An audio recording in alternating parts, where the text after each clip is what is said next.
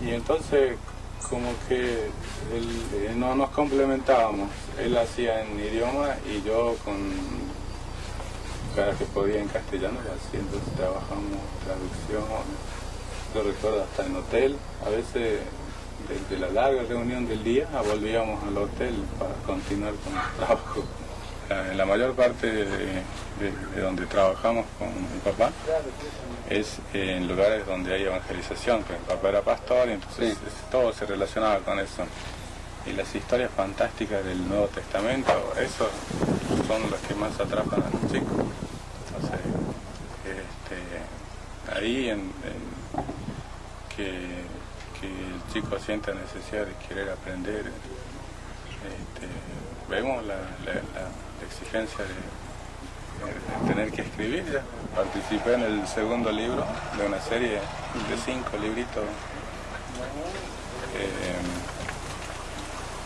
que un poco, digamos, con los dibujos y pocas palabras que dibujen, o sea, la realidad de la comunidad, de cómo viven los chicos, el río, todo lo que es la vivencia pero en esos libritos pequeños, ¿no? Con 3 o 4 palabras que dicen todo. Sí. O sea, eso fue bastante impactante para los chicos. El tradujo la Biblia, era muy riguroso. A veces estaba 2 o 3 días o una semana, un solo capítulo o un solo versículo de la Biblia, desarrollando, buscando la forma de hacer, cómo tiene que ser, o sea, la realidad, o sea, el mensaje en sí de la Biblia con respecto a un ambiente geográfico, con respecto a esta. ¿Cómo hago para que, por ejemplo, él decía un día, me dice, ¿qué hago? Porque yo traduzco Cantar de los Cantares, que es tan romántica esa parte, y dice, mientras cantan los codornices, algo así, dice, ¿no? Pero para nosotros codornices, o sea, un pajarito, una paloma, para nosotros que cante, no tiene romance. El chalchalero sí, para nosotros cuando canta al lado del río sí. Entonces tuvo que poder eso. O sea, adaptar la realidad de este lugar. Para que la imagen no se pierda. Claro, para que la imagen, el sentimiento en sí no se pierda, porque a veces los poemas o la poesía cuando uno te traduce, pierde el sabor del original. O sea, yo leo mucho a Lord Byron, pero creo que pierde mucho el sabor en castellano. Había todo un proceso de establecer un alfabeto, que los primeros, bueno, seguramente había alfabetos antiguos del tiempo de los jesuitas, había intentos de reducir la lengua a la escritura, ahí por el siglo XVIII, pero hemos perdido todos esos intentos. Después los que se dedicaron bastante al tema fueron los anglicanos a partir del año 1910. Entonces ya hubo traducciones de secciones de la Biblia previo a esa traducción de la Biblia completa, con un alfabeto más o menos que faltaba distinguir justamente sonidos. Por ejemplo, hay un sonido aspirado, talak, y los misioneros lo escribían simplemente T-A-L, y esa aspiración se pierde.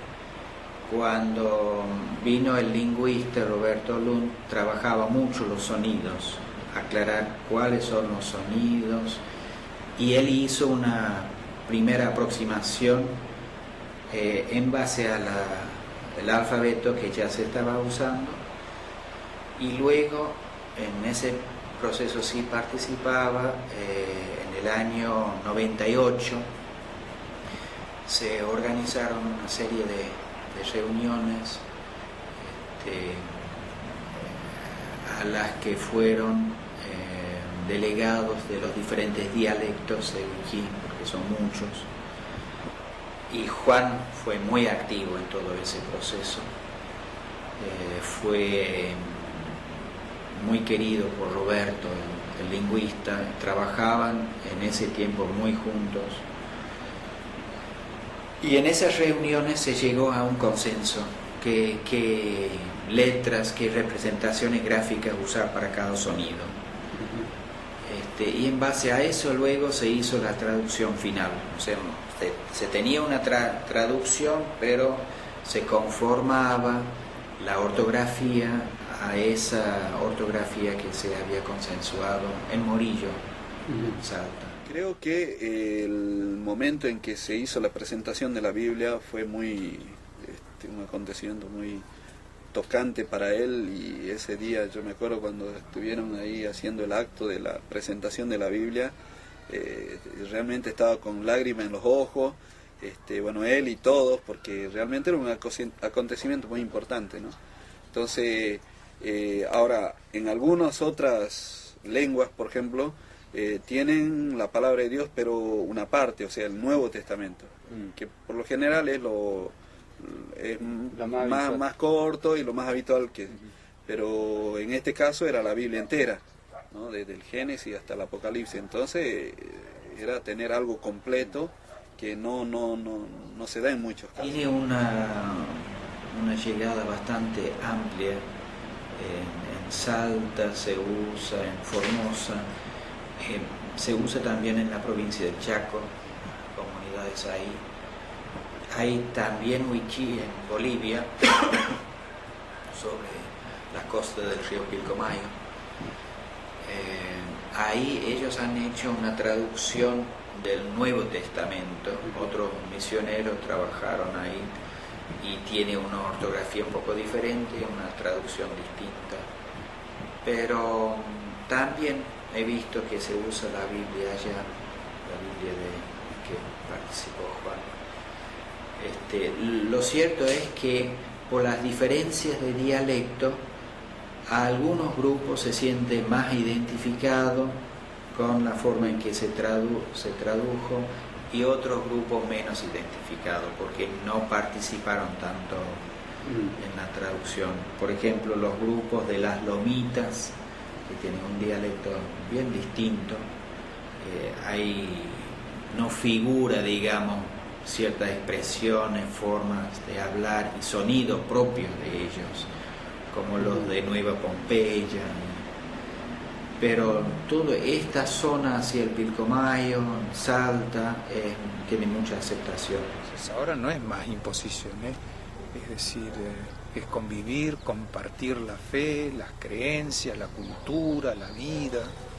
Eso hacía Juan, y Juan, nosotros hablábamos mucho, Juan me enseñaba muchas cosas a mí, y él me enseñaba todas estas cosas, ¿no? Y él me decía, mirá, en la cultura nuestra tiene esto, y entonces, y yo lo aprendí. Le agradezco siempre a mi mamá, que ella siempre hizo que nosotros llegáramos a esta altura de la vida, todo eso lo que conocemos, porque ella siempre mantuvo la familia firme, y también lo que es soportar un trabajo de un pastor, todo eso.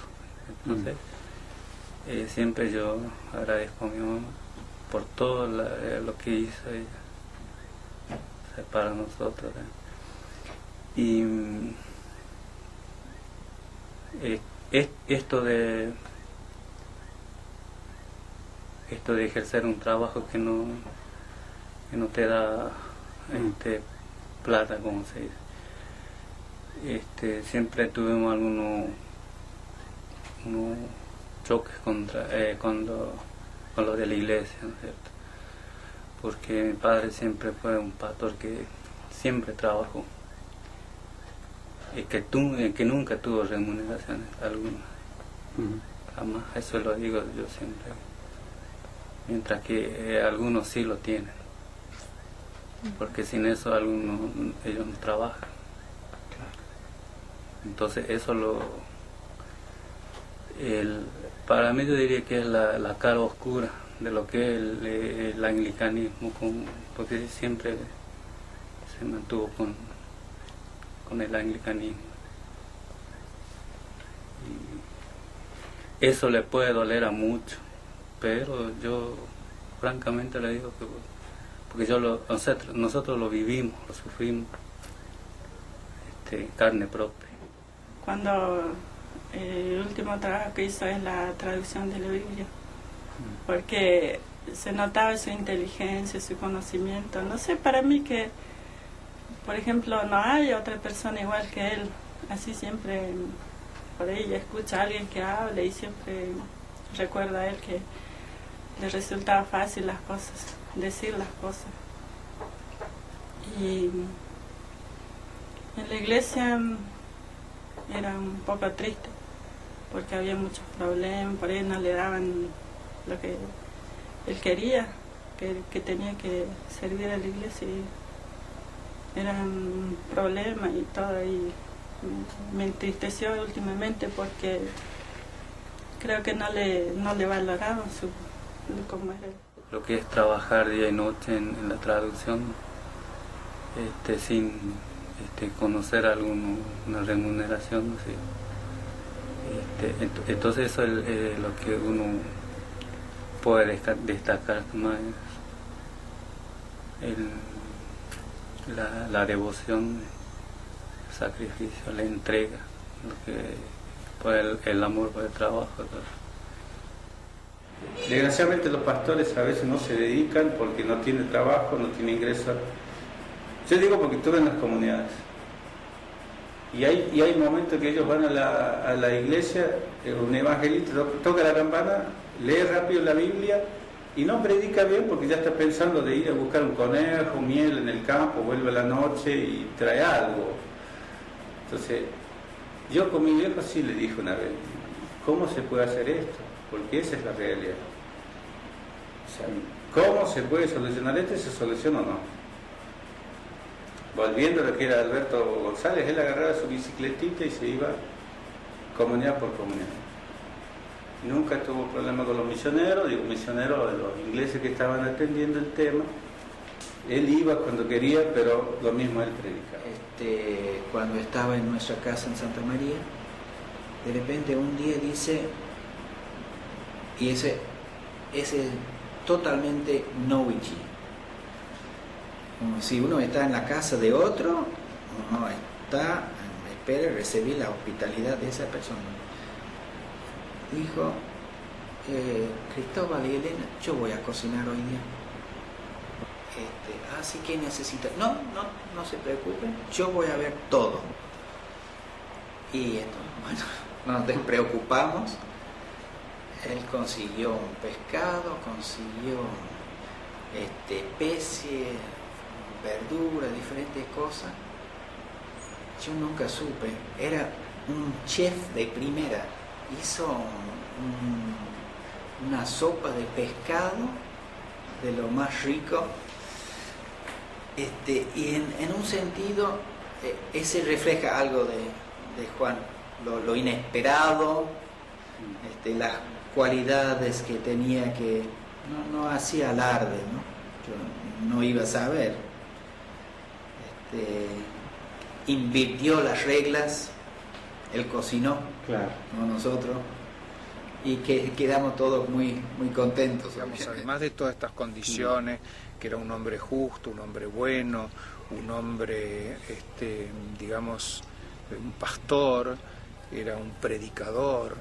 Él hablaba, cuando agarraba la manija, él empezaba a hablar de la palabra de Dios y decía cosas extraordinarias, ¿no?